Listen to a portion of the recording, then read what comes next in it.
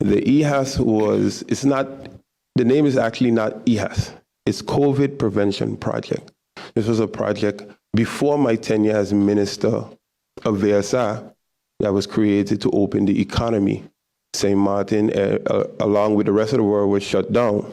So it was funded through the disaster fund as an emergency purpose to allow economic activity. So persons were hired on a project base. And everyone knew beforehand that the job was temporary. The advice that went to the Council of Ministers was for 2 years maximum. When COVID-19 came out, everyone thought that COVID-19 would last probably, the first indication was 3 to 6 months.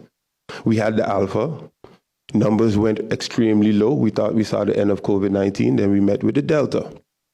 Numbers surged and then went extremely low again. And when we thought we was out of it, we were met with Omicron. So no one knew what to expect.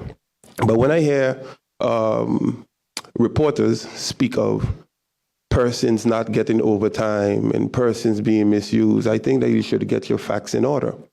These persons work based on an hourly approach. Of course, when they were hired, everyone expected normal, you would be expected to work 40 hours. But if they work 15 hours, their invoices that they submit to government, keyword invoices, stated 15 hours.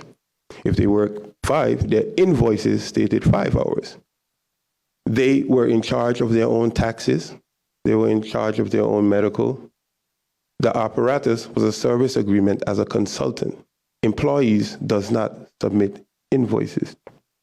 Now, unfortunately, we have been faced with backlash from 2 members of former members of the EHAS that don't agree with their dismissal.